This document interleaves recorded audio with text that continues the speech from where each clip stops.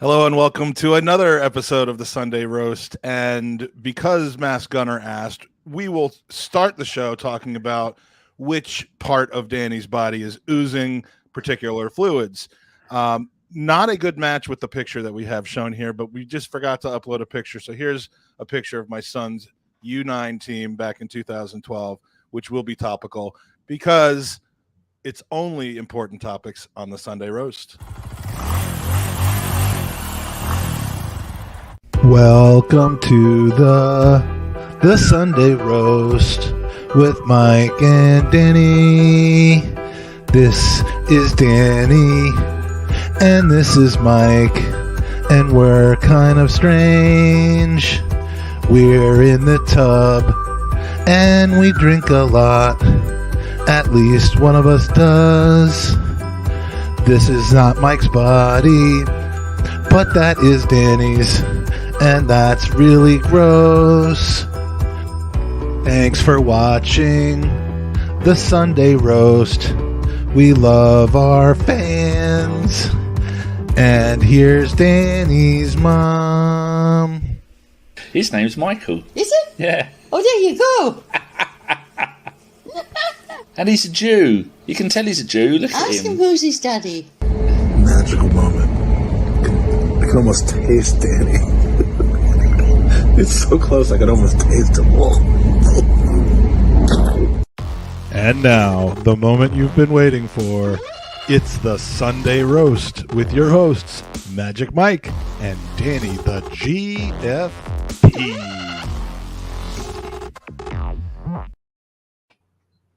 Hello and welcome to another episode. It's Sunday night, so it must be the Sunday Roast. Sorry we're late. I was listening to one of the more disgusting things I think I've ever heard in my life coming out of Danny's mouth about something that was coming out of something else. I mean, just I don't know whether we should start there or whether we should just save the good stuff for last. Okay. Then they won't leave.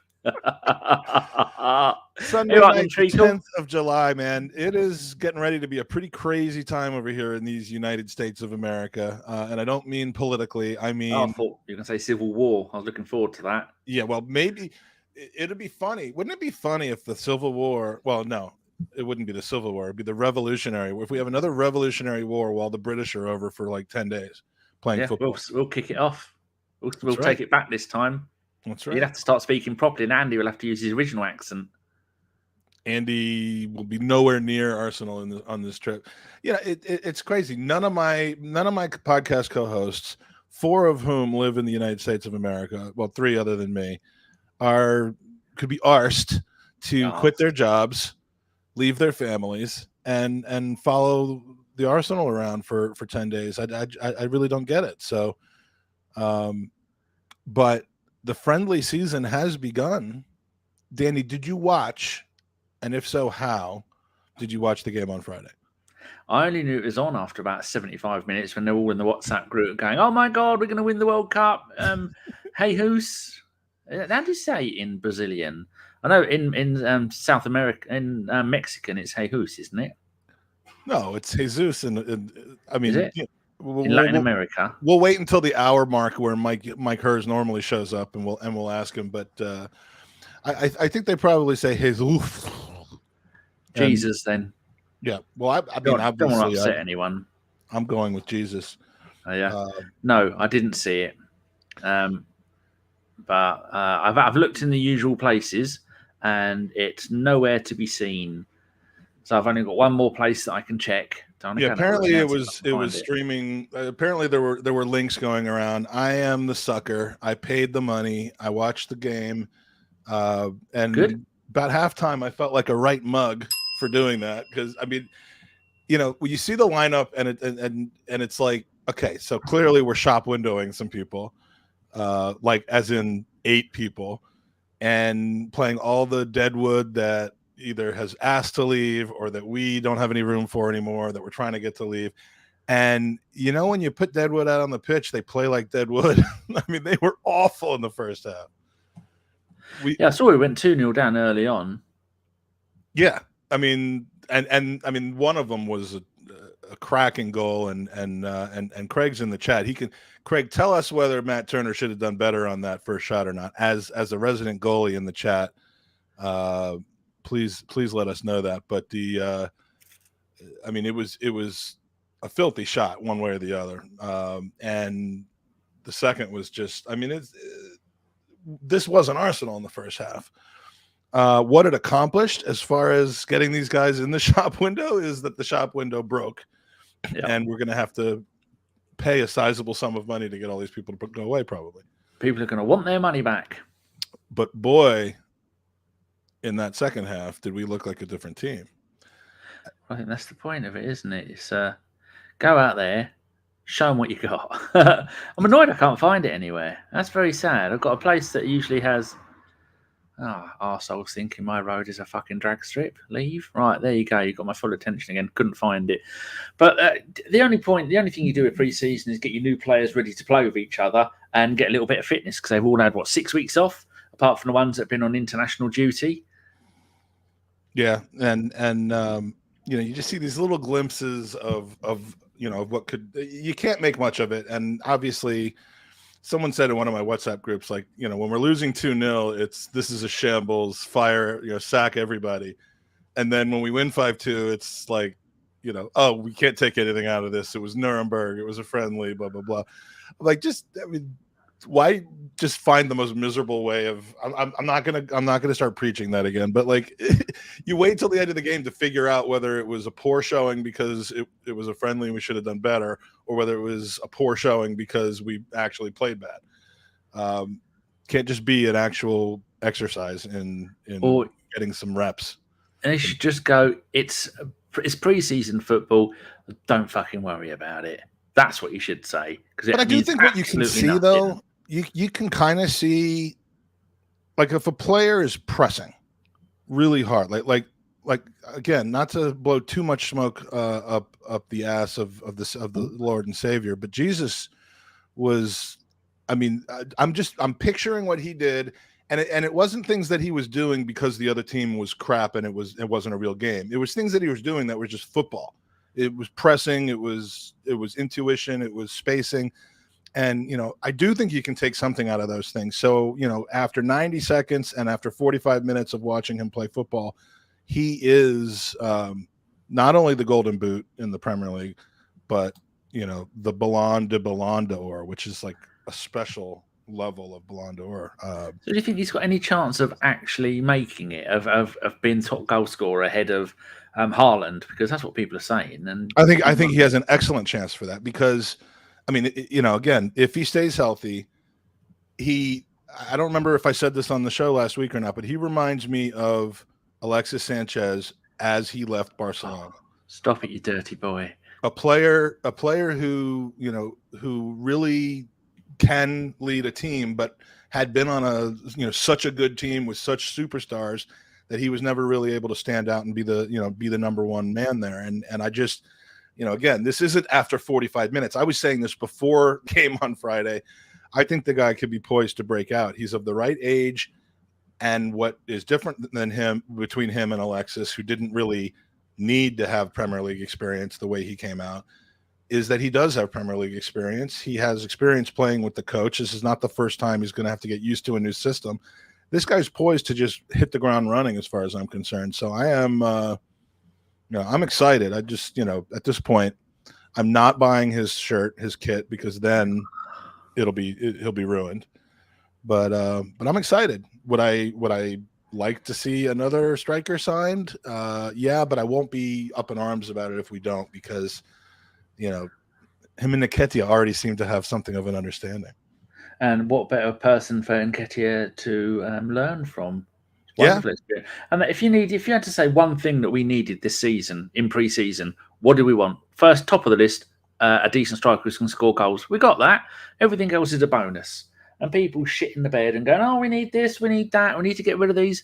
Well, no, we've got enough backup players if they don't want to go. I mean, I'd even like to see Torreira stay at the club, but it looks like he might be off the Roma. I don't know if that was a real translation of the conversation. Did you see that? I read that, and it opened up a whole debate in my WhatsApp group about Torreira, like Tom Rosenhammer, who stood in for you a couple weeks ago, was like, whoa, what just happened?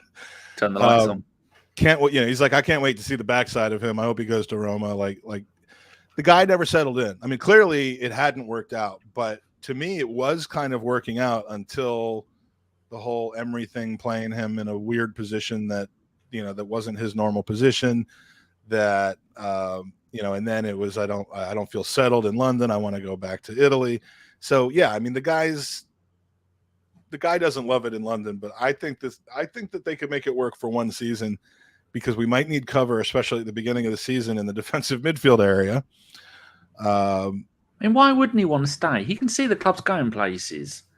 Maybe apart from the shitty weather. There's plenty of reasons to stay at the club. He seems just really, really homesick for Italy, which is not even his home. But I don't know. Uruguay. I don't know. I find it hard. Like, there are some people that are like, look, if you don't want to play here, you can get the hell out.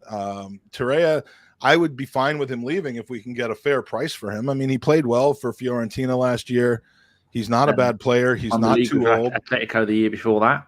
Yeah, you should be able to get £20 million for the guy. And if no one wants to pay 12, then I say, let him run his contract down.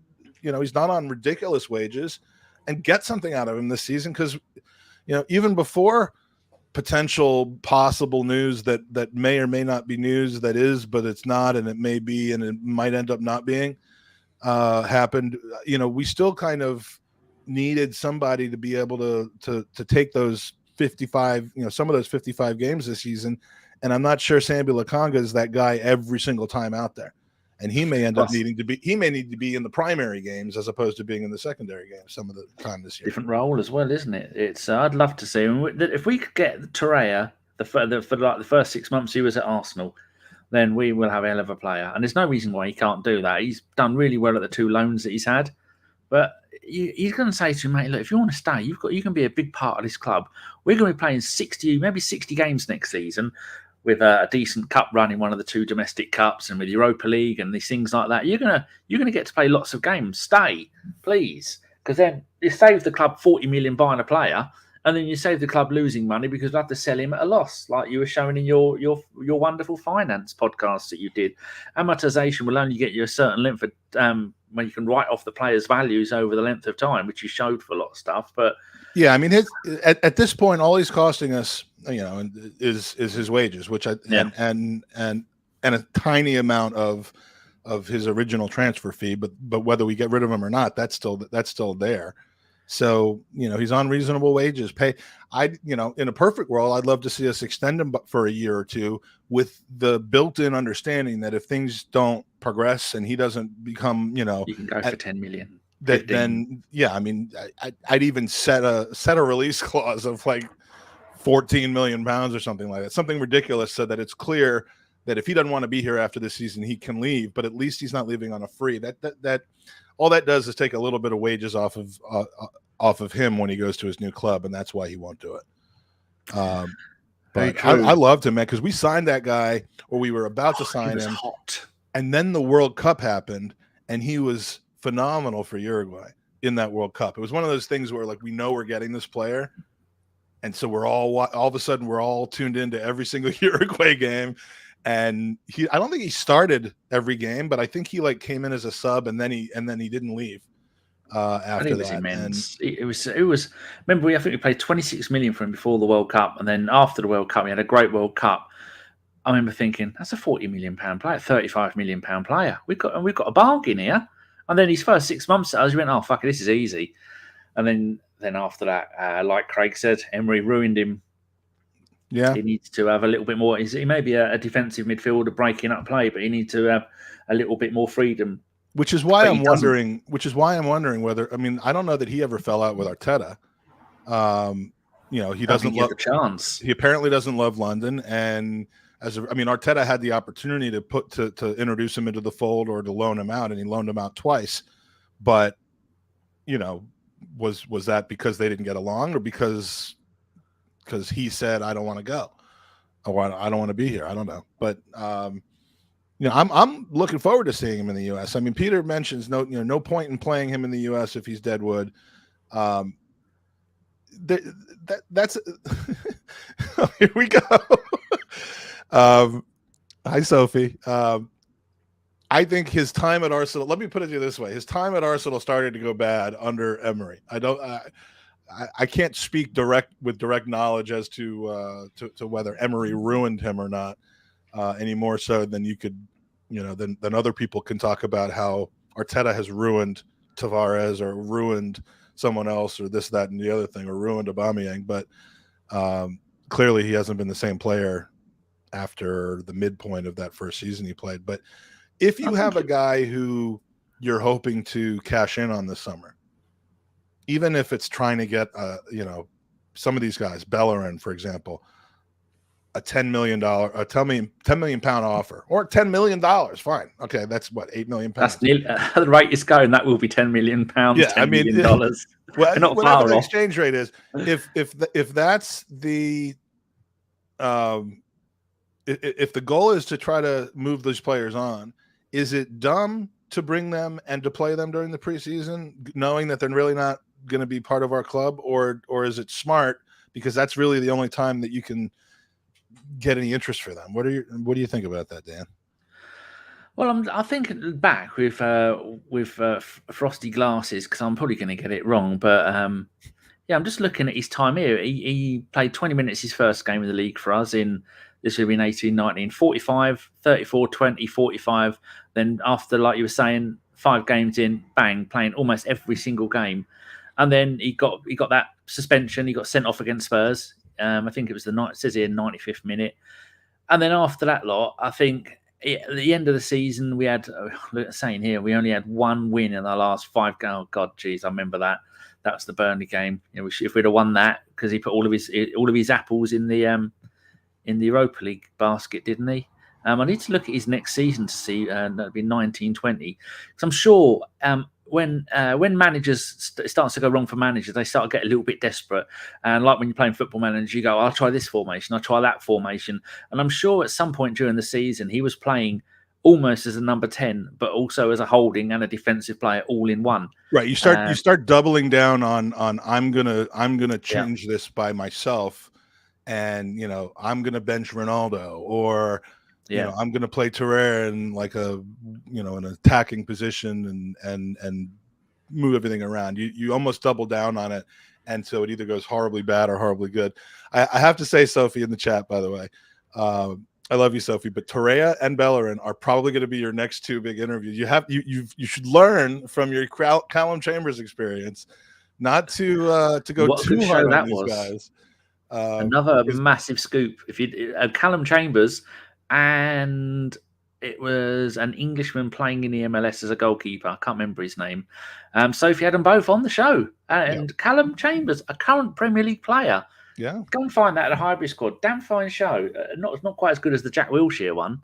It was, but also on the on the hybrid squad. No, it's you can't get better guests, and you can get good guests, but no, you can't get better guests, better, more interesting conversations, and it's always fun to see. So I mean, Sophie got let off the hook so conveniently on that podcast, because she kind of mentioned that she had given Callum Chambers a hard time, but she didn't really go into the extent at which. Well, she's not going to play back clips of her being horrible at him. Hey, Callum, have a look at this. This is what I said about you. 8 years from now, when Callum's retired, and then we're qualified to have him on the Gooners podcast, we will play when those he's unemployed and homeless. And I'm screenshotting the chat right now for when it was Jonathan Bond. It was a top guy. In the back of his shirt, if he has a number 007, that'd be cool. You could probably get away with that in MLS, wouldn't you? No, it was fun, and he definitely. She says she confessed. She mini confessed. She did. He forgave her immediately, so she didn't go further into it, because why continue to apologize for something that somebody's already forgiven? I thought she's going to do a PowerPoint on it all, but it was a good show. It's amazing that you can get that kind of guest, and I can't even get ABW to turn up in the chat box for this fucking show. That's the kind of world we're living in. I sent him a WhatsApp, said, "Come and fucking stat pad." There's none of them here. You're all fucking fired. He let her off all right. That's and he was as handsome as always. In that, I always had a soft spot for Callum Chambers. I guess I have a soft spot for Tierney. And no, just because I have a soft spot for them doesn't mean that I think that they're Arsenal starting 11 challenging for the league quality. That doesn't mean that. So before you go ripping me, and I'm just saying in general, I wasn't speaking to anybody in particular, but like, I like to like our players. I don't have to like our players, but I like to. So Callum Chambers never did too much wrong in my eyes. He just wasn't good enough to play. But his final game for Arsenal, I mean, what a way to bow out. That was, I can't remember the game. I just remember thinking, fucking hell, I'm glad we got him as backup. He's gone. How much did we get? Oh, we didn't get anything for him? Fuck. I mean, I don't know if you asked before the show, Soph, but was he surprised that Arteta let him go? I did listen to the whole show after, but I can't remember whether you asked him, was he surprised? Because personally, I'd have been very surprised, and I'd have gone, did they get any money for you? What happened? Oh, here we go. One of my lot has turned up. There's only 13 in that fucking group. Good evening, you beautiful bastards, from Chris. I've just discovered that I'm going to be seeing Chris in about 6 or 7 weeks. Hey, you going to prison? What have you done? I'm running to Plymouth after Tom's wedding. I'm running to Plymouth. I'm just assuming I'm going to run into him. Soph says he was ready to move on. Yeah, I mean, you can't be. What's he, about 26? You can't be a backup forever, and he's shown that he's good enough to do it. And but right in the middle. I mean, I don't know. To me, that was the most curious thing. That was even more curious to me than loaning Maitland-Niles out. It was. We could have needed him. I mean, right back, centre back, defensive midfielder, a push. All the positions we had no players for. Speaking of which, and trust me, this might be a new record for how far into the show we've exclusively spoken about Arsenal. But but I need some resolution to this butcher shit. Like with Monchi, the last guy I got this excited about because of his name. You're the only one who gave a fuck about this bloke. You and probably Chris. I need this guy on Arsenal, and I'm just getting tired. It just seems like it's not happening. He's going United, isn't he? Don't you think it'd be easier for Man United just to buy Ajax and have them as a feeder team? And Danny Blin's probably kicking himself going, if only I'd have waited 5 years, I might have actually done well at Man United. Because all the ex-players and anyone decent in the Dutch league, the Eredivisie, is going to go to Barcelona or United. Yeah. So I don't know why. I mean, you go to Man United because they pay more money than anybody else, as we saw with Ronaldo on, was it 450 or 550 grand a week? At least that. I think he was on 550 or 600 or something like that. And then there was Pogba, who was on like 400. My first I've got one show. I've got all these financial shows in the pipeline, and the next, I mean, we did a live one with Kieran Maguire this week, which was really, really fun. What a lovely, lovely man. Was I watching that live? Yeah, I think I did. I think so. Yes, I asked a question and you ignored it. I know. I know you didn't have much time. I know. But the pre-recorded ones where there's a little more not processed, a little more post-produced, a little more planned and stuff. I've just been so busy this week getting ready for what's coming up next week.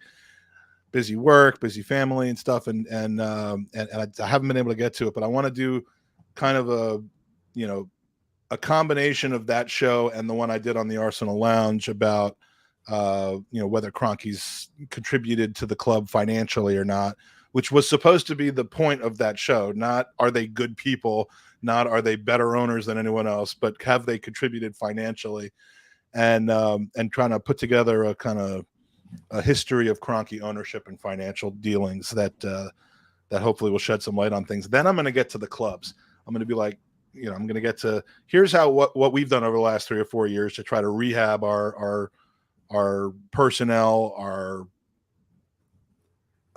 our finances and all that. And here's what Manchester United has done. Here's what Chelsea's in the process doing, and kind of take that. So if anyone's interested in that, I'm hoping to get one out before I leave for Baltimore on Wednesday. But I'm just going to put in the chat a link to Sophie's and Kev's. Was Kev on the show? I can't remember.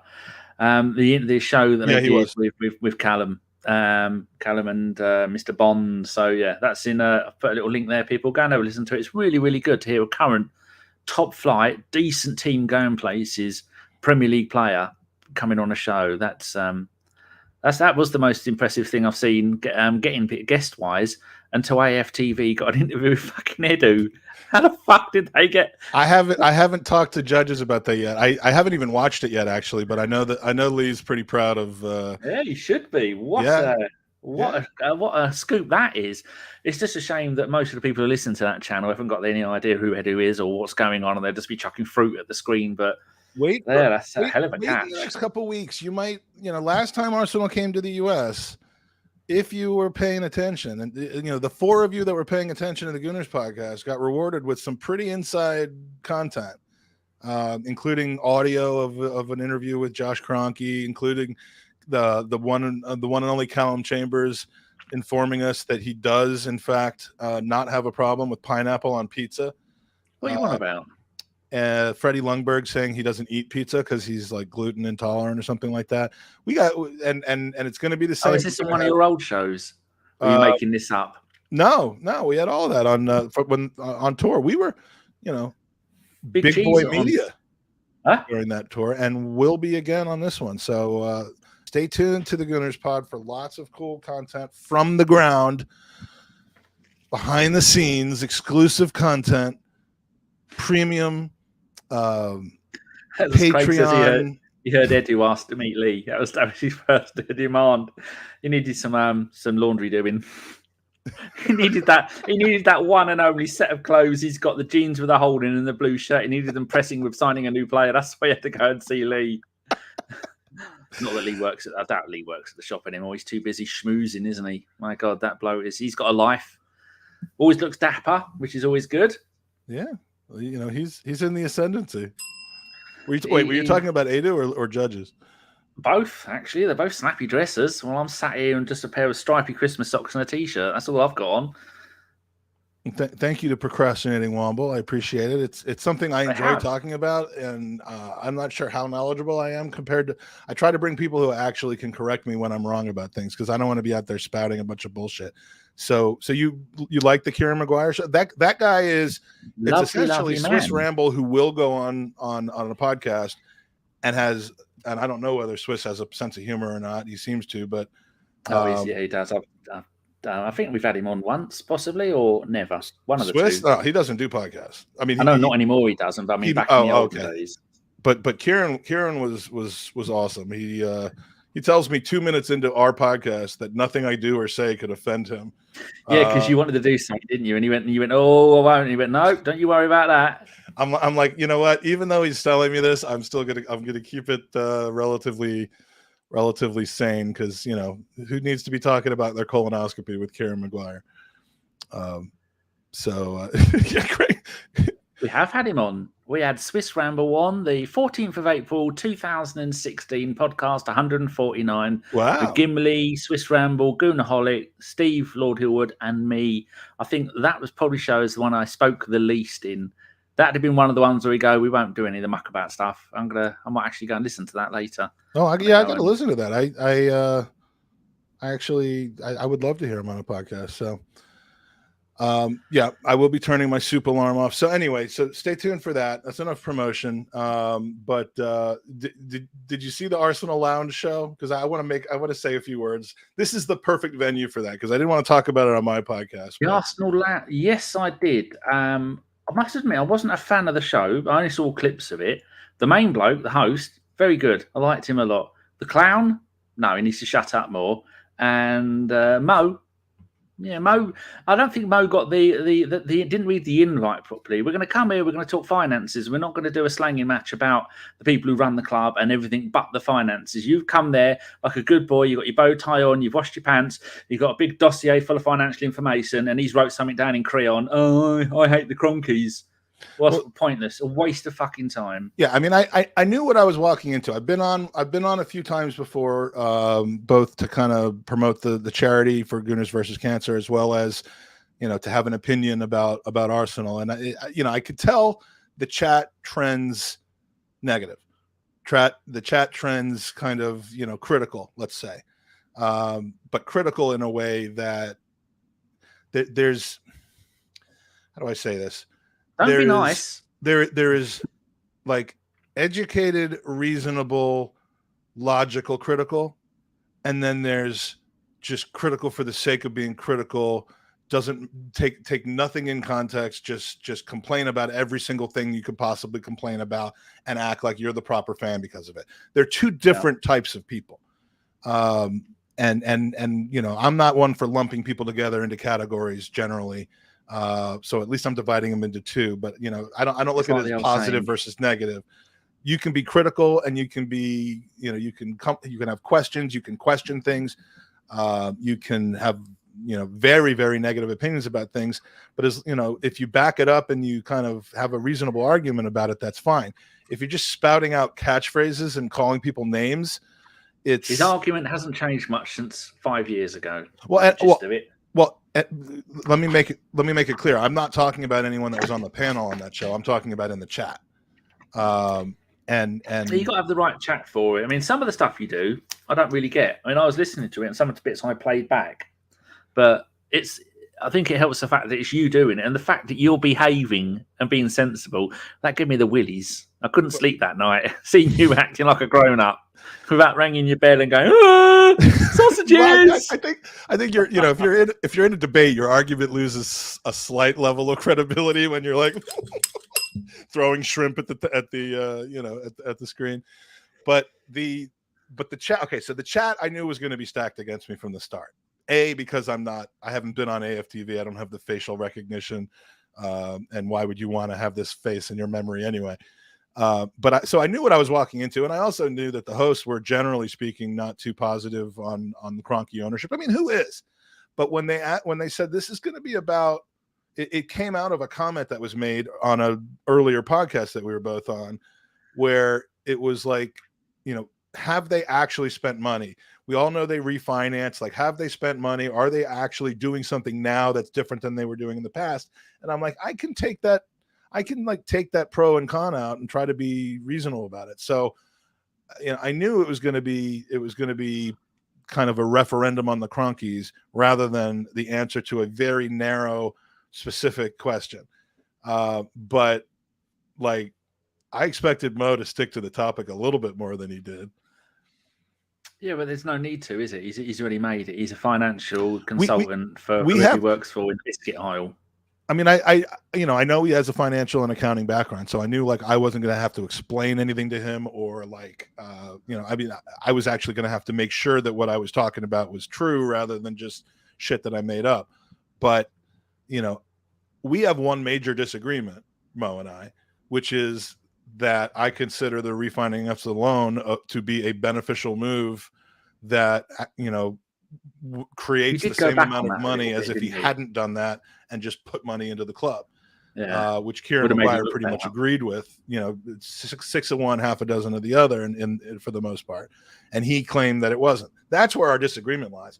All the other stuff that he spent 80% of his time talking about, the love of the club, the absenteeism, the loss of the Arsenal way, all of those things, which I like banged off in the beginning in my opening statement so that people would kind of understand that I don't like these guys. I'm not defending their overall ownership. And that all just got like conveniently thrown out the window in the comments. I mean, the comments on YouTube, not even just the chat comments, but the comments in YouTube, specifically 2 or 3 people. I know it's unbelievably ignorant. I think Mike Hertz was there and he said something nice, and a few other of your locums they did nice. Oh, I appreciated that. Well. And yeah, a lot of you that are in the chat now, and a lot of the folks that regularly watch the Highbury Squad and that show up in our chat. I mean, they were, and people I didn't know as well were very kind and supportive and stuff. But like, it's just amusing. I mean, it's like I'm not going to get upset or hurt about it. It's an interesting social experiment to see people that just don't even want to understand what the show's about. They conveniently forget all the things I mentioned at the beginning of the podcast about what I think are wrong about the Kroenkes. And they're like, Mike got completely smoked by Mo trying to say that the Kroenkes are good for Arsenal. I'm like, what is wrong with you? So So yeah, that was fun. And then they brought something up at the end, which I was not prepared to talk about on air at the particular time. And why a certain Ghanaian, is that why it got pulled? They after Mo gets off, they brought something up that I wasn't ready to talk about, and then I probably said things I shouldn't have said, although I'm safely ensconced here in the U.S. and our laws are different. But yeah, I think it got taken down. I don't know if they put it back up or not yet, but they were supposed to edit that out. But anyway, yeah, that's easy to do. I mean, you could do that yourself. You're all thumbs when it comes to technology. Hush! I made the best entrance video of all time for us, and exit, both of them, top quality, top quality. Anyway, what else have you been up to this week apart from talking sense to idiots who don't want to learn and aren't interested in learning and couldn't understand if you made them watch it every day for the rest of their life? I have I've just been rocking in the fetal position, waiting for the butcher to sign for us. That's really all I've been doing.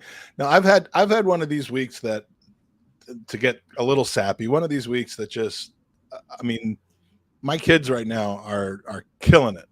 Like my 18-year-old son and my 21-year-old daughter are just absolutely just killing. They've got the cheat code for life right now, and it's making me so happy. Like my daughter's off and she's in London, having a great time, adulting as I call it, and her latest weekend trip was to Nice, and she's in Paris right now for the night.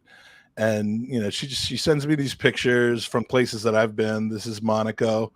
They were outside the palace, and you know, right outside the Monte Carlo casino. I told them I would buy them a glass of champagne if they went to this particular place that Steph and I went to 10 years ago. And they apparently tried to get into what's the building right in front of them is the Hotel de Paris, which is something like €4,000 a night. And it's super, super fancy. And I told them to try to go in there and get a glass of champagne, and they said they wouldn't let us in. So Sophie's game. Bye, Sophie. Take care. Say hi to Callum for us. But just... Yeah, but it's not like... Is that France as well? That's overlooking the port of Monaco. Well, you've done all this lot. I haven't left the house in 3 weeks. The only thing I left in my house is a trail of drips. That's all I've done. And you've been all over the bloody world. Well, and you're having a moan because they're off having a good time without you. It just means you can wear the same pants every day for a week if your missus isn't there with you. I've pretty much done that. But and before the trip, they part of her tour is to there's like little field trips, which is something that makes you think that she's, you know, in elementary school or grade school. But this week they went to Wembley, and without telling me in advance, she decided to take this picture. So I have brought her up well. I was wondering why there was a Bellerin jersey next to her, but then I realized that's Jude Bellingham. But both wore her Arsenal shirt and they're England right shirt. I did wonder why we had a white kit. I didn't realise that. And also, it's not Arsenal's kit. It's not Saka's number. And I looked at thought she's gone to the Emirates. That was still in the dressing room from the Nations League, I guess. But so she's having a great time. And then yesterday was just so much fun. My son played travel football from the time he was 8 years old. Like he played up on it because the first year football? Travel. It's there's two levels of youth soccer here in America. There's that's called rec or house league, and then there's travel. The house league is everything up to 8 years old, and then you can continue on after that. It's a non-competitive kind of every game is local. It's a kind of a smaller, less competitive environment. And then travel soccer is where you have games that could be an hour or two away. You have tournaments that might be in a different state, might be 5 hours away. It's more expensive. It's much more competitive. And the top players usually play that. And it starts at U9. And he played in U9 when he was 8. And then he joined another team and played U9 through U13 with the same group of boys. And then they all kind of split up and went off their separate ways. And that must be a bit sad for him. I mean, it is, but I mean, there were a variety of different reasons. Some of them were going into academies, like really, really super competitive. Others were. Do you think he's got what it would take to make it, getting into university to do it?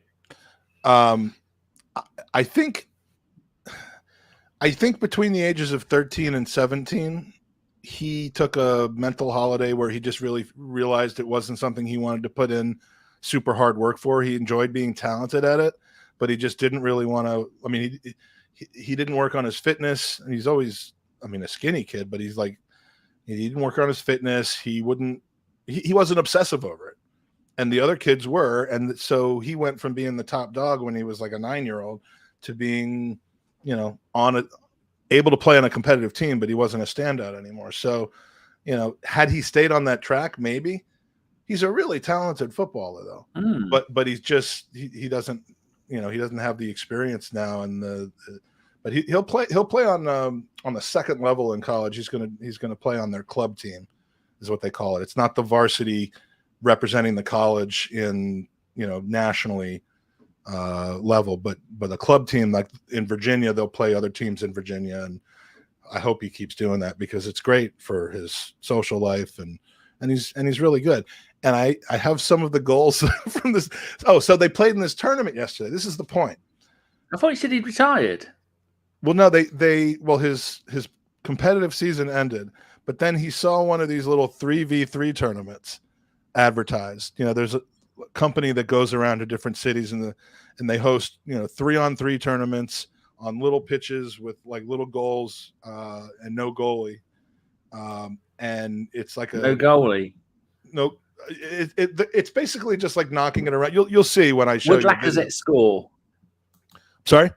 Would Lacazette score if he was played in these games? Probably.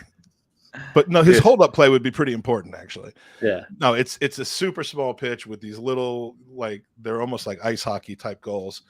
And it's fun. I mean, the 10-minute halves and the games were like 10-8. But it's just, but so anyway. Is there rules that like it have 6-a-side indoor football where you're not allowed to shoot from outside your own half? Yeah, there were rules. From inside your own half. The main rule, and we learned of the rules by them breaking them once and then learning, oh, you can't do that. So you can't score from your own half. You have to be in the other team's half to score, which keeps you from just launching the ball from your own end. And the second one was no heading of the ball. The third is that you cannot go into there's a little box in front of the goal, a small area, essentially, where it's a square, and you cannot go into that area. If you're defending and you go into that area, it's a penalty to the other team. If you're on offense and you're in that area, it's a goal kick. So like if you're in that area, is anybody in goal? No, there's no one in goal because there's only 3 players on each team and the goals are tiny. So it's meant to encourage kind of a fast-paced, high-scoring, possession, kind of quick, tic-tac-toe type of game. And the penalty kicks are basically a shot from midfield on, like, there's no goalie, but you just basically have to score from midfield with no goalie, which seems like it would be easy, but it's not because the fields are crap. And you pretty much have to shoot it in on the fly because if you roll it in, it's gonna go off to one side or. So anyway, 6 of the players from his youth team reunited and got together and played in this tournament, and we were just laughing all day. Like it was like riding a bike for these guys. They got back in the swing of things. None of them had played together for like 4 or 5 years, and it was just so much fun seeing this. So I haven't actually watched these yet, but I clipped some goals. I'm sure none of them are oh, this is an example of a penalty, by the way. The other guy used his hands he touched the ball while he was defending in his own box. So Jake. So that's the distance, that's the goal. If he missed this, it was going to be the most embarrassing thing ever. So he had to place it. He told me afterwards, he's like, I've never been so scared because like the embarrassment if you miss that. And the referee told us there was a game that he refereed where somebody missed 5 out of 5 like penalties from that distance. So because it seems just couldn't get the clue that you weren't allowed to defend in the area. Oh, the area, by the way, did you see like the little square area? Here, I'll play that in. Oh, you can't even see it, but it's like it's the width of the goal and about 4 or 5 feet out from the goal that you can't go into.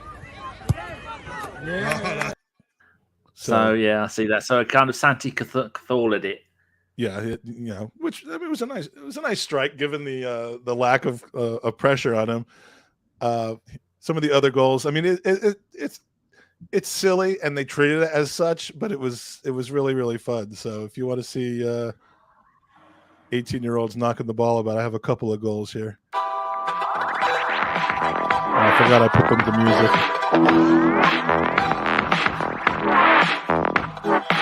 Oh, there's the boy. That was a tough shot. The reason he's got it all. He's got the head down after he scored, the little celebration. He's got all the bits you need. The poise. The reason that he did the celebration was it was funny because at some point, I mean, this tournament they were in the adult division. So you were there filming this. What'd you say? Were you there?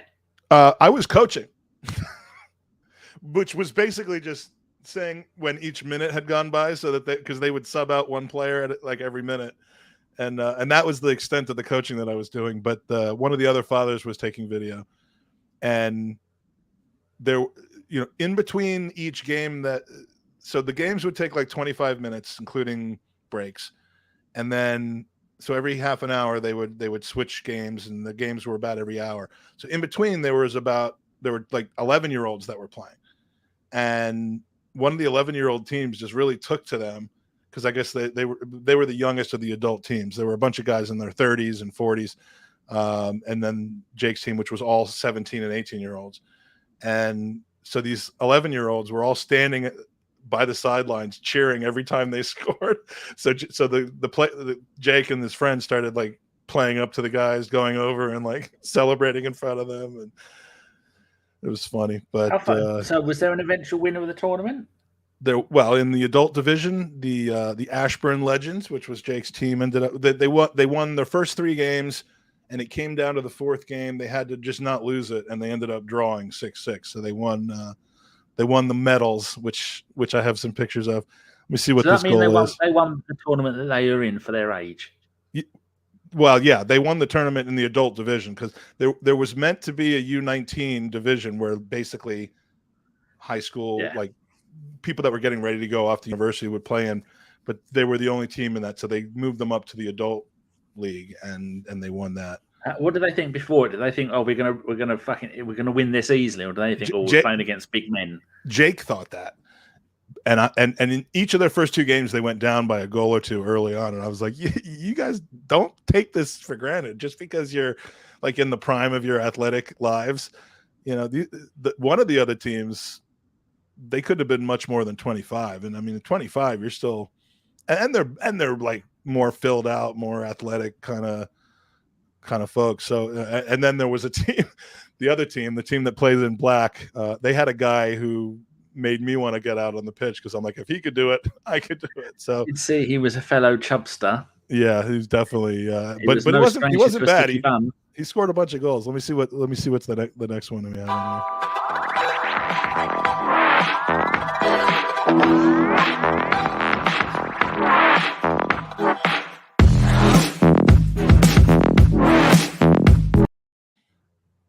Recognize that music from the 80. That was Jake from the side slot there. Of course, I've only clipped Jake's goals because Oh, why would we care about anyone else's? No.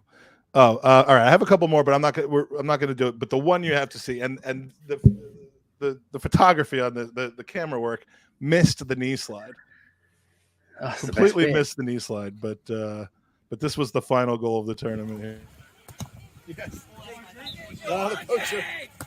Woo!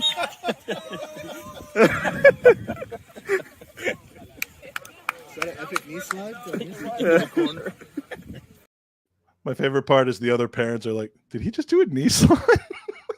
Like it was the most meaningless tournament goal. But it was, but it was raining, and he's like, "The ground's wet, so I'm going to do a knee slide." And the guy he cracks me up though. It was fun, and and so they won.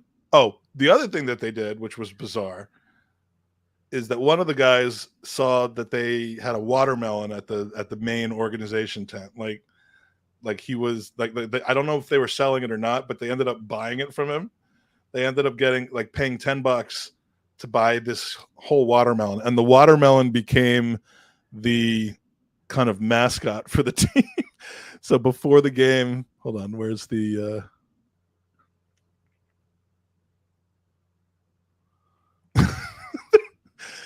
the rare full body shot of me, which I do not like looking at whatsoever, but that's the watermelon. They all held the watermelon for good luck. They rubbed it. They gambled the watermelon in the final game. They told the other team that it was going to be for the watermelon, and then they ended up winning. To the victor go the spoils, and there's them with the medals in their mouth. But this is them now, and this is the picture I started with at the beginning, where this is when the first tournament that they ever played in together. How long ago? This was 10 years ago. They were 9 years old, 8 or 9 years old. And on the bottom row, the four on the right out of the five of them were playing, and then also the second from the left on the top row, and then one other guy who's not pictured here. And those guys ended up turning into these guys. Oh, there's the team that was rooting for them as well. They took a picture after the game. Those were their fans. Yeah, a grower.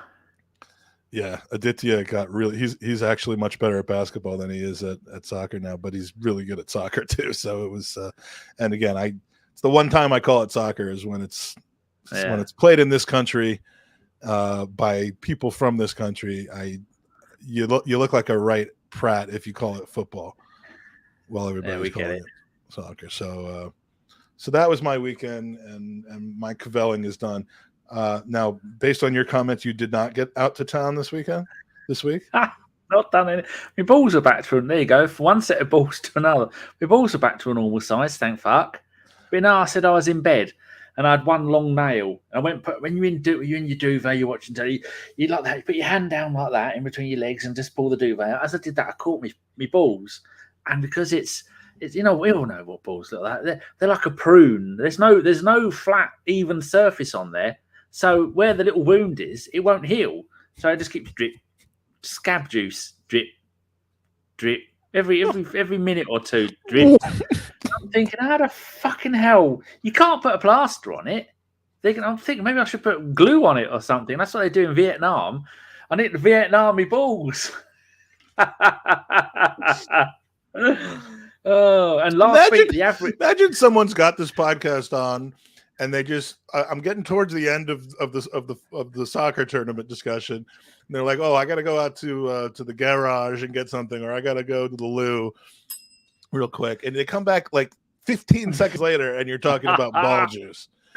There was not even a sufficient transitory period, and our viewership has just gone up by 20% since you started talking about that. If there's anybody watching this on Twitter, in fact, I want you lot here. You've all got, if you're on a PC, I'm going to give you the link. I want you to help StatPad, but you've all got Twitter. Don't tell me you haven't. Just go and open our Twitter in another window and have them both mute it, but have them going at the same time. I want to see how high we can get the Twitter numbers. People watching live on Twitter. Danny gets 80 quid for each Twitter view. Don't get 80 quid or 6 months from me. We get absolutely nothing from Twitter, actually. Yes, so you can't put a plaster on it because the plaster will fall off. But I'll have to ring the doctors tomorrow. And I bet they're going to say something like put super glue on it, because that's what you did in Vietnam, wasn't it? For wounds that you can't do anything with. Do I look like I know what people did in Vietnam? luckily, my balls were 19 inches round last week. The average age of your balls is the average size of their balls was 19. It fucking feels like it. It felt good for a little while until you realise you look like a goat. Not if a good we goat. named these episodes like I name our podcast and like you name yours, it would be ball juice, scab juice, actually. Ball juice. Yeah. I thought when I first time with the little padlet, I thought I've pissed myself, and I haven't even realised. Oh God, I got to that age. No, and it was slightly tacky. So the flies love it. No, we have got flies because it's been 42 degrees in direct sunlight today. Really? But do you know what that's 84. That's 112 degrees in direct sunlight. Yeah, 42. Yeah, 30 is 86, so 40 would be 104. 42 would be 108. Yeah. Ugh. It's going to be hot. It's going to be hot in Baltimore. It's going to be hot in Orlando. I've already been fielding some questions from the lot that's traveling over. Like, do we have any chance of a moderate day? And I'm like, and get ready for the humidity as well. It's going to be brutal. And just because Orlando's in Florida and Baltimore is further north does not mean that it's going to be warmer. That it's not going to be hot and disgusting in Baltimore, because Baltimore, Washington area, as I can tell you from living there, gets brutal in July and August.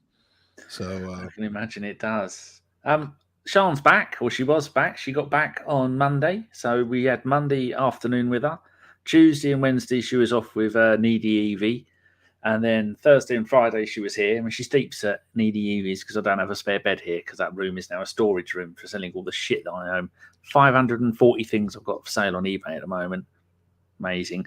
And so I like to go sit by my front door. I live in a cul-de-sac. And so I open the front door, I sit there, sun shines in, so I can't quite get over the step to the front door. It's only that big. It's only about an inch big, but it goes up at an angle, drops down, up a bit, and then down the other side. Oh, I'd get stuck because my front wheels are a pain in the ass. So I sat by the front door for an hour or so, and then when we come back in here, Sean was making my bed. It's nice of her to do that. Very kind. Oh, see, so it sounds like you guys are in a good she place. She wanted to do a Tesco shopping. I said, well, only if you do stuff for me. So I got her to sort out some of the clothes in her room, and then make my bed, and then do some other things. So then where I'd sat by the front door, there was maybe a teaspoon of this stuff just sat on the floor. And I said to her, do not step in it. And so she went out with socks on, came straight back in and stood on it. And then she's hopping around on one day going, oh, I've got ball juice on my feet. And then she put her foot down and stood in another one. It wasn't bad enough that we're talking about ball juice, but now we're talking about your father, your daughter, getting ball juice. Any chance of you making it down to London for the 1st of September? If my balls sort themselves out, yeah. Well, then we went to. I was meant to go to hospital just to go and see the urology people because of my gears all fucking upside down and back to front. So I meant to go see urology. Got ready, got up at 11, ready to leave by 11:30, and the van wouldn't fire. I say van, my Volkswagen Chiron, 2-litre turbo diesel, 2013, very nice machine, very low mileage. Don't steal it. And because in the back of my you saw you have. We still haven't got the smell out. And then Loki says, do we get a discount on an ABW discount? Yeah, of course you do. If anybody wants any old WWF stuff, Arsenal stuff, I've got so much shit on there. Yeah, I'll give you a 1% discount. I think that stuff is all well and good, but I think they're pretty much looking for containers of scab juice and ball juice. Well, some other social media stars sell their stuff that is expelled from their bodies. So I get in the back of the van. You drop down the back of it, and then I go up, and then there's as you go in, there's this little button because you've got these hooks that hook the front of the chair in place. You press the red button, and it electronically hooks them in place. I mean, keeps them in place. Because otherwise, you just be like bouncing around. Yeah, I never use them. But for some reason, as I went in the van the last time I used it, probably 3 months ago, I thought, what's this button do? I pressed the button and the light came on. I forgot to press the button and turn it back off. So about a month later, I looked out the window and thought, there's a red light on in the van. And then I forgot to do anything about it. For another month, completely flattened the battery. I was going to say, your battery had to have been dead by that point. Yeah, so we tried jump starting it for Sexy Frank come round. And when Sexy Frank left, Needy Evie said to me, Needy Evie's a good-looking young lady, and she said to Sean, "Oh fuck me, he's good-looking, isn't he?" Sexy Frank. That's Sexy Frank for you. The women love a bit of Sexy Frank. He's a happily married man. he has been for many, many moons. So I looked for a new VAT battery, a minimum of 140 quid. For a car battery? It's a heavy duty one because it's a 2-litre turbo diesel with all the bits on it, and it's got stop-start technology, apparently, which we turn off because it's bollocks. Or do we? No, George has it turned on. Sian doesn't like it turned on when she drives it. So I rang Jay, and Jay said, I said, can I trickle charge it? Will it fix it? All I've got to do now is get someone to come round and take it out of the van, bring it in, and I'll trickle charge it. And then so on the Monday when Sian was here, we had Chinese. We had it from the Golden Lion, Golden Testicle, Golden something in Huntingdon. Very nice Chinese. Cost me 40 fucking quid, Michael. 40 quid for them two chancers to have dinner on me. Absolute fucking liability. Our Twitter viewers is now down to 0. It peaked at 12. Hello, everyone on Twitter that's not watching. And then what do we have there? And then on the Thursday, we had KFC, which was very nice. I had 2 chicken burgers, 2 bits of corn. And on the Friday, those greedy little hungry hippos, they didn't want anything. So I started my diet again. I only had 2 bread rolls and a thing of corned beef. And yesterday I had a banana and an apple. Oh, that corned beef made it back into your diet again. Certainly did. And then today, all I have had is I had a breakfast bar with no sugar in it. It's called Naked, not Naked, is it? I don't know, something. And then I had corned beef and mashed potato. And then I had an apple, which is why I was picking my teeth earlier. But the only vegetation in my life is this little beauty. Look at that. A Venus flytrap. Stick your nose in there. Called Humphrey. I've had a little close on you when you put your nose in there? No, if you have a Venus flytrap, people, don't make it close over, because if you do, it starts to digest itself. So this is called Humphrey. And I gave Humphrey a trim earlier, and I spread them all out so it's like a wheel where they're all one in each different place, and flattened it all out. Lots of water, and the thing is very, very happy. So my mum bought me that because they all went out to a garden centre on Friday. And that, Michael, has been my week. That's it. That's all I've done. And taking loads of pictures of stuff and putting it on eBay. This next week is going to be jam-packed. And, I started to do the calculation. I should be able to make the Sunday roast next Sunday. Wow. And I should be able to make it on location. I will be on location in Baltimore. The festivities in Baltimore shall be done, but I don't leave Baltimore for Orlando until very, very early Monday morning. So I'll be set up in a hotel on Sunday night. 4 p.m. rolls around. I should be able to do that. Hopefully, I'll be able to upload a bunch of pictures and videos and stuff. But yeah, so don't go out and get a replacement for me quite yet. Nope. I think the next one, if I get a replacement, I'd like to maybe have Craig on from Same Old Arsenal. I'd like to have a chat with him. But that'd just end up just all being gaming. And we've done John and Chris. So maybe someone like Carl or Josh or any of that lot. Femi is really good. Femi loves TV shows. He watches a lot of shit. In fact, any of my lot would be good. I'm trying to think. I had a message from Jeff Arsenal the other day in the main WhatsApp group, the real old one, and he hasn't given up podcasting. I thought he had. I misunderstood. He said he was really busy doing what he does and family stuff, and he went, "Yep, I'll be back for the new season." So me and Jeff will be starting our 10th season of ABW. Nice. 10 fucking years, Michael. What do you think to that? That is too many. We're starting 7, and I've already lost everybody else. I'm the only one who seems to want to do it anymore. It's like what is it? The Walking Dead. Your show. My one is just like some other show where everyone's there but no one turns up. I mean, they've not even replied in the fucking group. When they don't even have courtesy say to fuck off. I've gotten more comfortable with just being like I don't have the ability or confidence or even really. You do also need viewers for this as well, because you need to have some interaction. It can't just be even asked them for questions, have we? But like what Sophie does sometimes on the Highbury squad, and she's not here anymore, so I'm not just going out of my way to kiss her ass. Is she'll just talk into the screen and interact with viewers, because their show, rightfully so, gets enough people that there's a lot of comments going by. But, you know, I used to just feel like even if we had a guest on, I needed to have one other co-host on. And I've gotten over that. So, I mean, I don't mind doing the one-on-one shows. And I also love podcasting with the other guys when they're around and they're available. But it seems to be a very difficult. They've all got young kids. I don't. Well, all but one of them have young kids. I don't. Not everybody has the same flexibility job wise, and, you know, being here in the States, it's in the late afternoon rather than in the evening. So it is what it is, but I'm enjoying putting out content right now. Cause there's nothing really awful happening. So the next 2 weeks should be interesting. We're going to have Gunner Blog on the pod at least once. We're going to be doing a live show in Baltimore. Looks like we might be doing one in Orlando. Ray Parler's going to be running around doing his thing.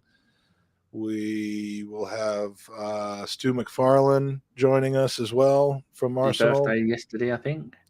Yep, and he'll be around and doing live shows in person. And then just stuff happens on these tours.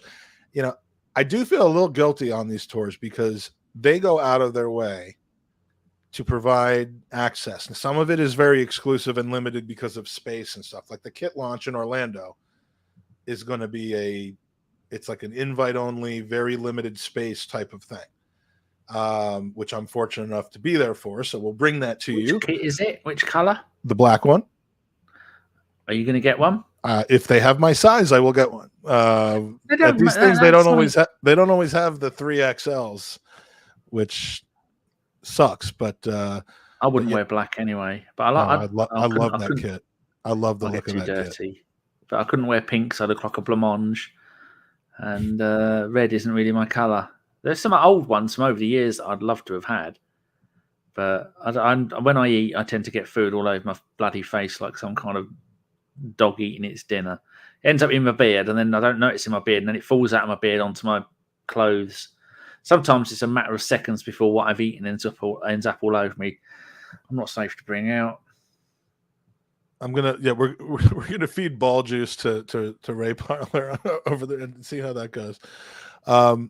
We will we will do a live stream. I think what we're gonna end up doing, I'm not sure I'll be able to live stream the actual like podcast event because that all comes down to the Wi-Fi at the location. I might try it, but if it fails, we're going to have a secondary recording and I'll upload it so that people will be able to see what happened, even if they're not part of it on the day. But I probably will go live on our channel randomly here and there when something's happening. So there'll be a lot of like 2, 3, 6 minute pop-up videos coming on the Gooners podcast at random times.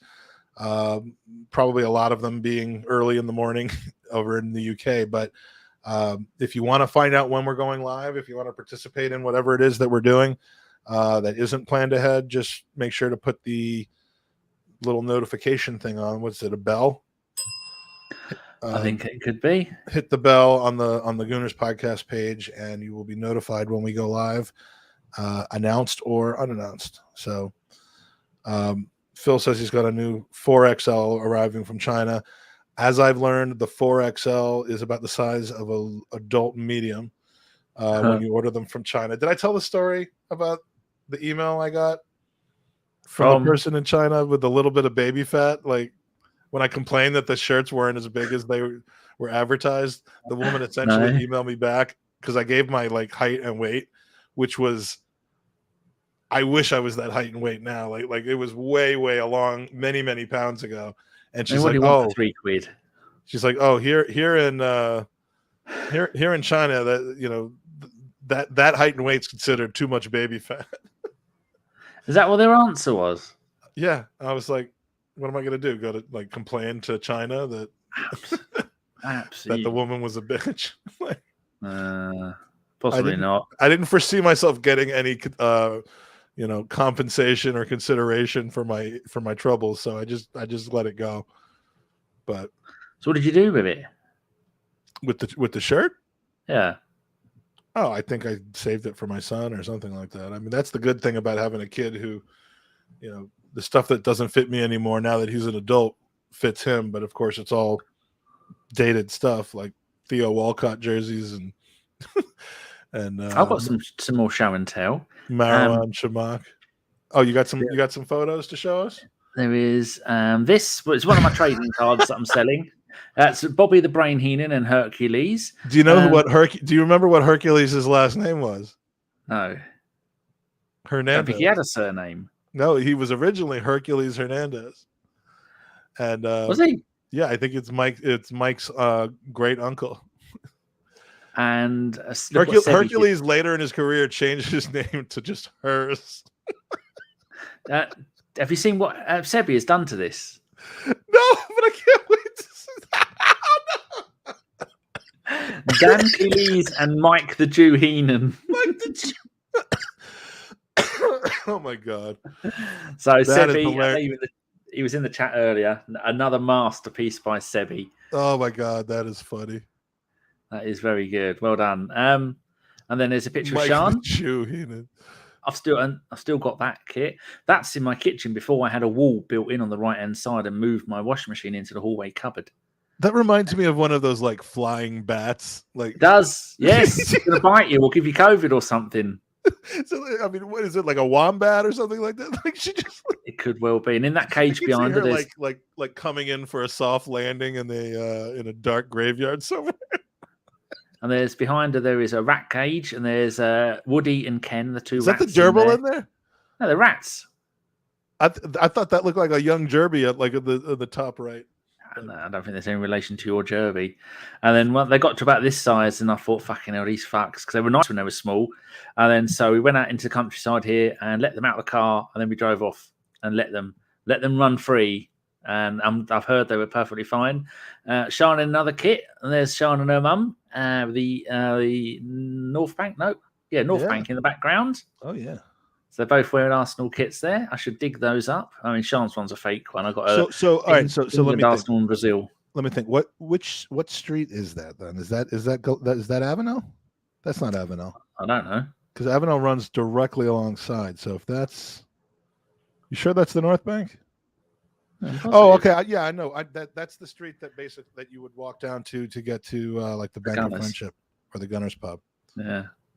All right. And there you go. And that's I think that's all I've really got here. See what people have got anything in the chat. Oh no, it's not that. That's not it. Oh, here we go. Mike says looks like a flying squirrel. She could be. I need a little bit of I need you to explain something to me because you lot are having far too much of a good time. Is this what you get up to?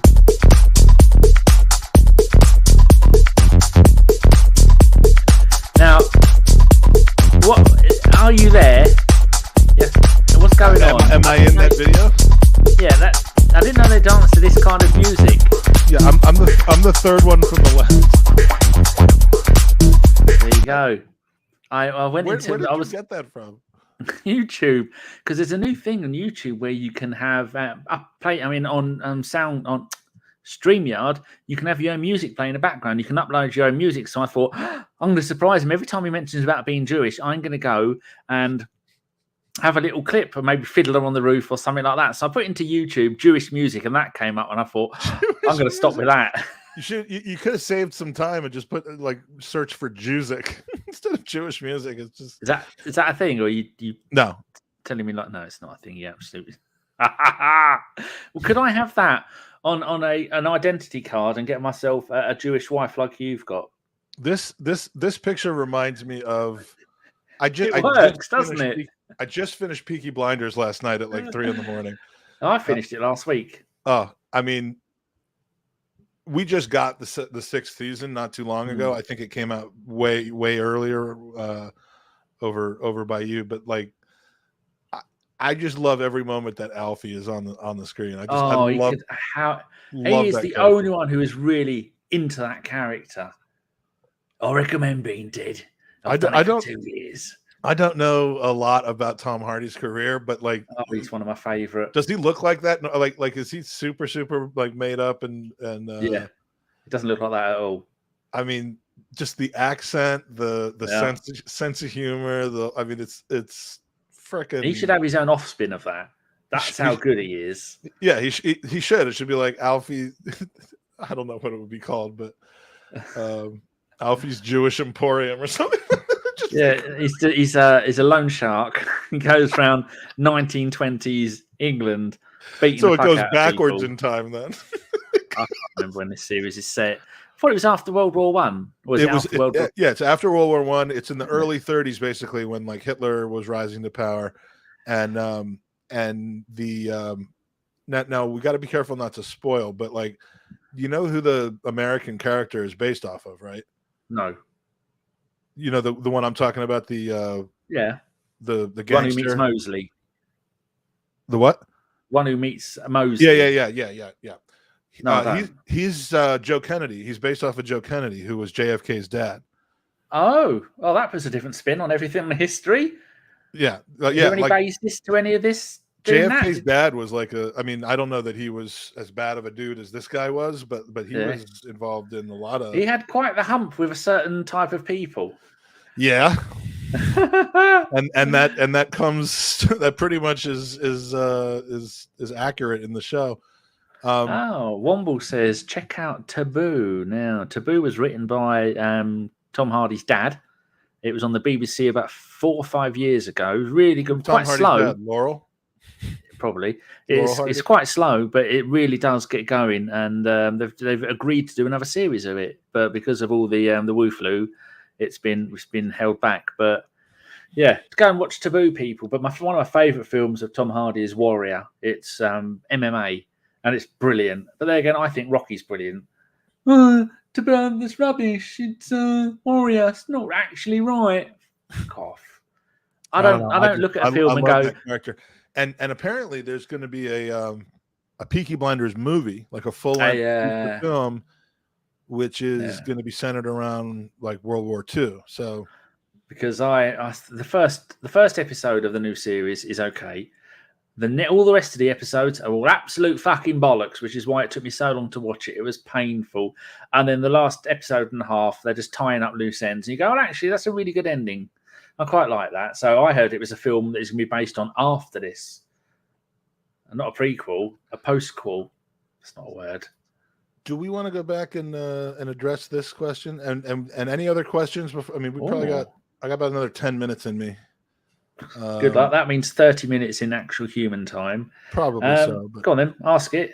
If we, from Sophie, if you were having one last Sunday roast, which is a very sad concept to be thinking, why can't it be so negative? Oh, no, I'm just kidding. If you were having one last Sunday roast and could have 4 guests to dinner, dead or alive, who would they be? 4 guests to dinner. Billy Connolly. This is not just an Arsenal thing. This is 4 guests. Yeah, so I've got Billy Connolly on my one, definitely. Robin Williams. Who else do I really like? Sean Connery. I think he's brilliant.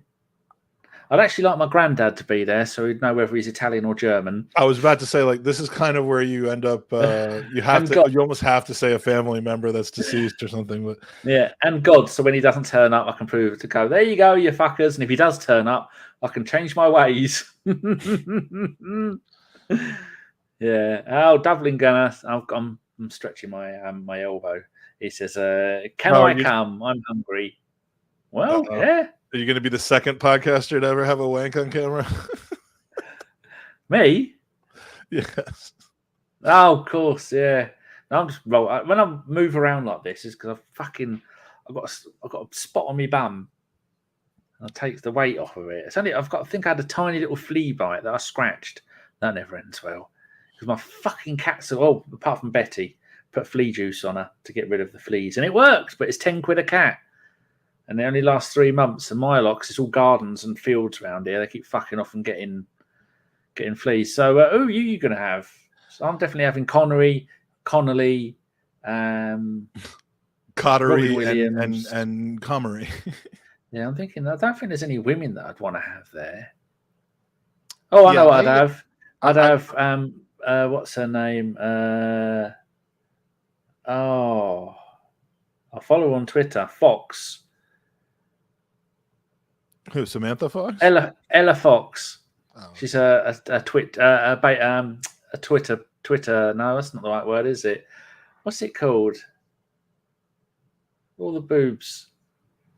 People always joke about it. I can't remember what the bloody website's called. Chatterbait. She's on there. She's a very naughty lady and she's gorgeous. I'd have her there just in case they get boring. Well, actually, either her or Sir Patrick Moore. There you go. It's one of those two. I'm sure I'm just completely missing out on somebody that would totally make this list, but very, very rushed. I would say Abraham Lincoln. One with the hat. John Lennon. Go with John Lennon. Oh, what was that reaction for? Hate anything to do with the fucking Beatles. Oh, that's right. We've gone there. Alex Morgan. I got to go with Alex Morgan. I don't know who that is. She's probably the best American footballer female that ever lived. Right. And just because after dinner I'm going to be horny and I would like to have some discussion about football with her while we're doing stuff.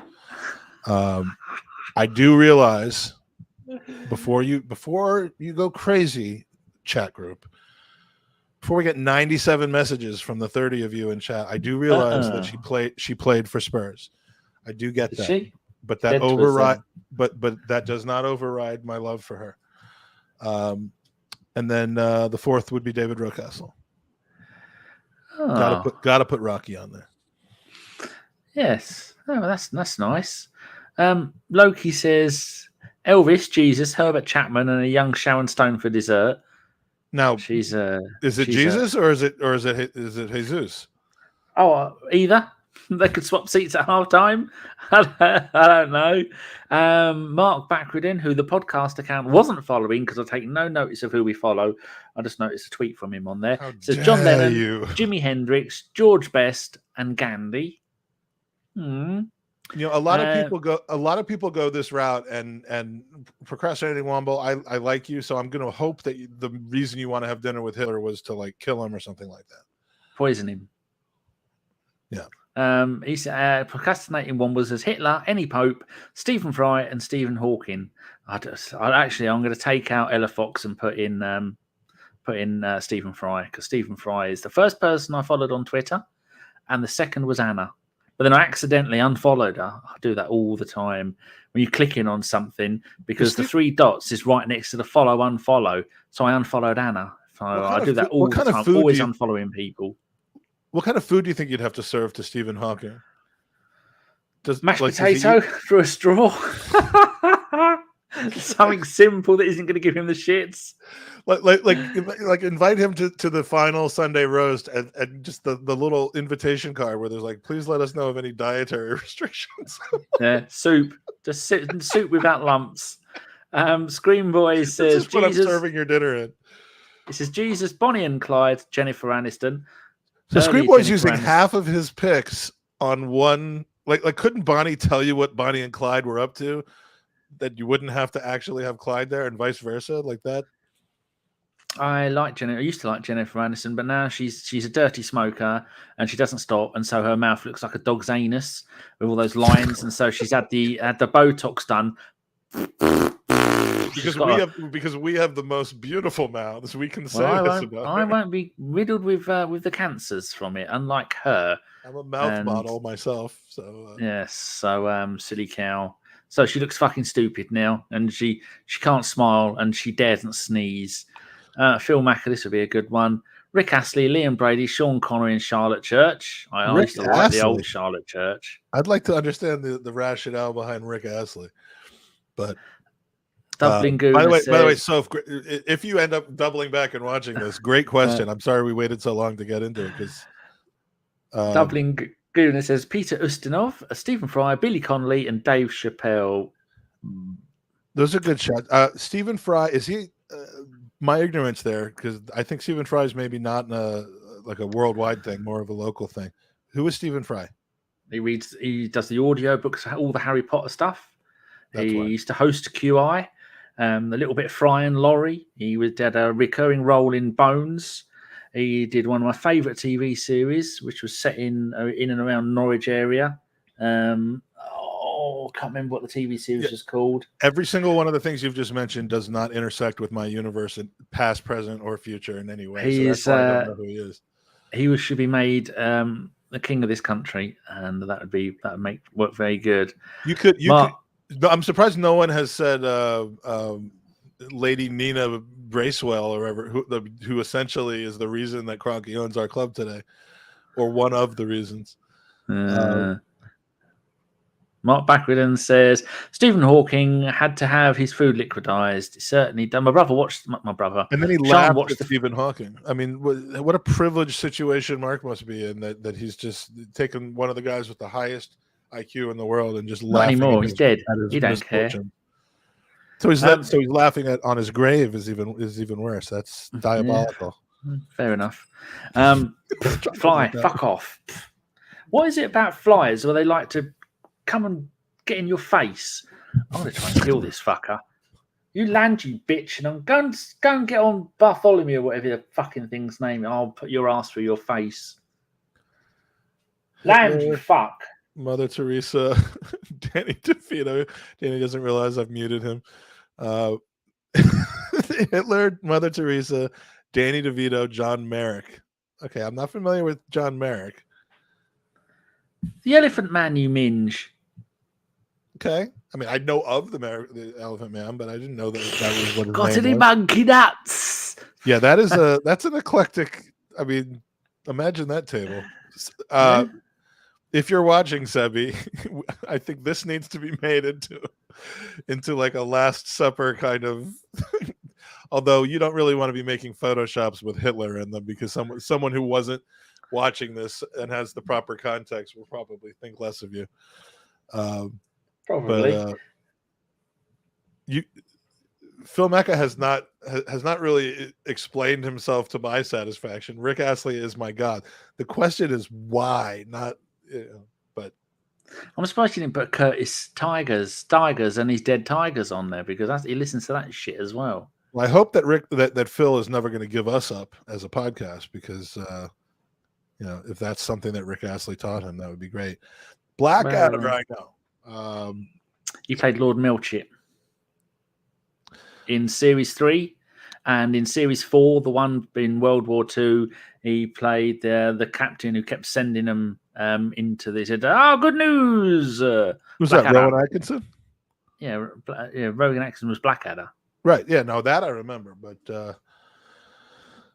he crossed over a little bit into the U.S. Like he did a bunch of films, more mainstream American films. Rowan Atkinson as well, but Womble says Fry served time for credit card fraud. He certainly did.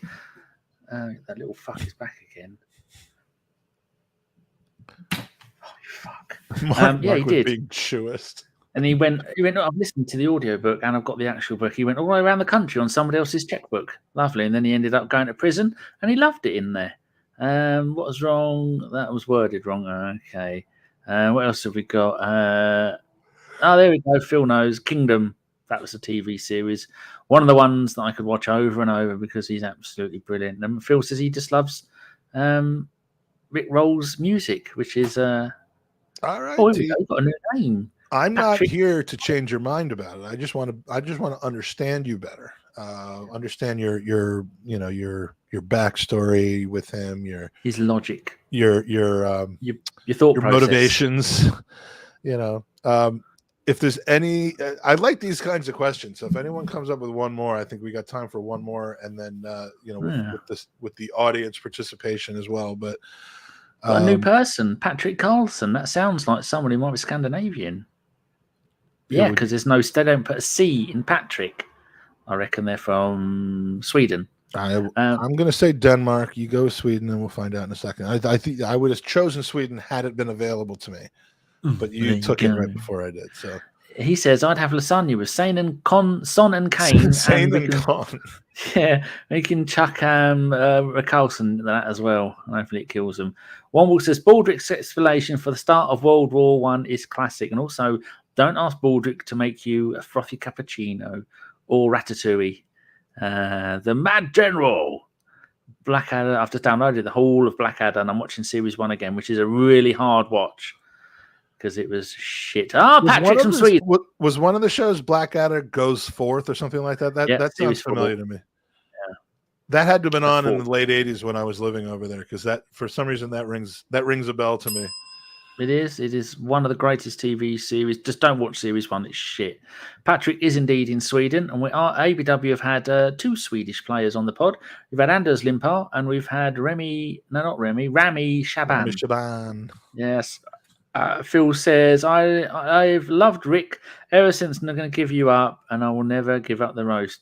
You're not doing yourself any favors there. Well, then we're all on the same page. I like this one. Let's make it 2 people.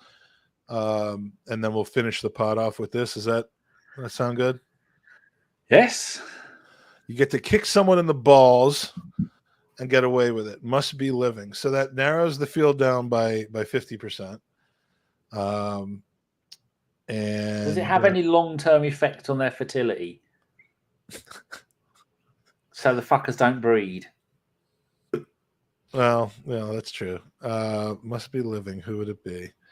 I mean, the first thing that comes to mind is Harry Kane, but that's what I was thinking. I'm trying to be a little bit more. I'm gonna try to be a little bit more original than that. How about Stan? Kick Stan in the balls and tell him save the other one if he doesn't sort himself out. And if we don't win the Premier League title in the next 3 seasons, he's going to get another kick in the balls. So in the entire world. Yeah. You're going for Stan Kroenke to kick in the balls. Like Stan doesn't even know what Arsenal is anymore. Like well, there you go. He will know once I've kicked him in the balls. He'll fucking know good and well and true and malarkey jobby. Does he have to bend? Does he have to squat down to be kicked in the balls? No, I shall haunt the body of the Rock for that particular exercise, and I'll take a run up. All right, I'm gonna name someone I know, and then someone like that's like well known by other people that I don't know personally, and I still have to figure out who that person. Oh, well, these 2 people are much more similar than they are different. Putin and Xhaka. Putin. I'm going for a similar one. I'm going for Donald Trump and Lee Gunner. Donald Trump and Lee Gunner, who have so many similarities between the 2 of them that they have no self-awareness. They know what they're doing and saying is full of shit and do it anyway because they know it sells. And they both deserve a kick in the balls. Maybe when I kick Lee Gunner in the balls, the 45 quid that I spent on a Lee Gunner TV T-shirt will magically pop out that I bought for a forfeit that I lost when Italy won the Euros. Never got delivered. Never got my money back from him. So yeah. Should take legal action. Yes, so I can't think of anybody I'd want to do it to.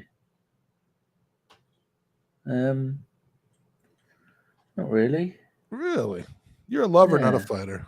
Oh, actually, maybe my friend Richard Dix, because he's an absolute shit. A snide and a shit. Lets everybody down and uses everybody. I'd love to kick him in the balls. Go, you should pay. Did you call him your friend? Did you describe him as your friend? I am kind of friends with him. He comes down occasionally, but he's the world's biggest user. I just want to go, you fucking little minge. Mossed Sports says Lee Gunner, no balls though, so you struggle to do that. Scream Boy, Lee Gunner, good shout. Phil says it won't hurt him that bad though because of all the packs of cigarettes that are protecting the area that are going to be in his pockets. So I'll have to take a hard swing. But Phil says if we all get together and do it. Mark says no one wants to kick Danny in the balls. They don't want to scab juice all over their shoes. Well, that's a great way to end the show, isn't it, Mike? Yeah, I would like to add a third. That would be Danny, just to see, just fucking covered. It would give us great content for the next Sunday roast. I mean, like I love the guy. I don't want to hurt you. Yeah. But I think it would be good for the show. That's what they all say. They don't want to hurt you. They will end up hurting you. One way or By the way, another. speaking of physical comedy and stupid shit like this, I used to watch shows where I would see commercials all the time for the show called Impractical Jokers. It's essentially like a hidden camera Sean used to love it. stunt type show. And I used to always watch that. And I'm like, I would see the three guys on the microphone and then the one guy doing something. And the commercials never really turned me on to it. I was like, it seems like a bunch of shows I've seen before. And I don't know, I'm not into it. Then for whatever reason, about 2 weeks ago, I was up in the middle of the night and there was this marathon on and there was nothing else that was good on. My TiVo I'd watched everything on there. I was doing one of my all night work session type things and I put it on and it is so funny that because it's four guys who have known each other since they were teenagers, who went to the same high school. They used to do pranks, and that's what you can tell the chemistry between them, which is funny. And there's like 9 seasons of 14 shows, so I could never watch them all, but I just keep watching new episodes, and I'm sorry, it is fucking hilarious. My son wakes up in the morning and he asks me why I was up all night listening to you laughing in your office room, which shares a wall with him. And I'm like, for some reason, I just find their humor and their complete lack of caring what people think of them incredibly amusing. So highly recommend Impractical Jokers. It's just funny. It's funny, and that's all I got for today. Anything else you want to get off your chest? No, I often see TikTok videos that are on Twitter, and I think some of them absolutely crack me up. So maybe we should have a segment of the show where we just show the ones that people can send us ones that they think is funny, that they think are funny, and then we can play them on here. There's one absolutely I can't. Is there any like copyright? Yeah. No. I'm sorry, I couldn't think of the word. As long as if you're on Twitter, they're going to be good. Anything up to about 10, 15 seconds. So there's some that are so funny. I don't have TikTok. I'm not going to go on TikTok. I'll find them on Twitter. You send me the link, and then I'll go and download the video from Twitter, and then we can play them at some point during the show. I have 10 minutes or so where we play them, because I know someone does that on Twitch, and she has a half hour. She plays them once a week, and they are hilarious. Some of them are shit. But she doesn't. Like there used to be television show. There might still be, but like there was a show called Talk Soup. It's actually what the short-lived show Arsenal Soup on Lee Judge's TV was named after. But it was like an evaluation of a bunch of social media clips, like YouTube videos. It was really on well before. Or no, Talk Soup was about television show clips, and then Tosh.0 was a show about like YouTube clips and viral videos and stuff like that. But yeah, I would do that. It'd take a little bit more organization than I'm willing to put in for. I can do it. But yeah. I'll give you some idea of the stuff that we like. I've got one here that's going to take me about 10 seconds to upload it. Oh, desktop, you fucker. Where is it? It is here. All right, this is a very short one. And get fucked. You ready? This is the kind of thing we're looking for, people.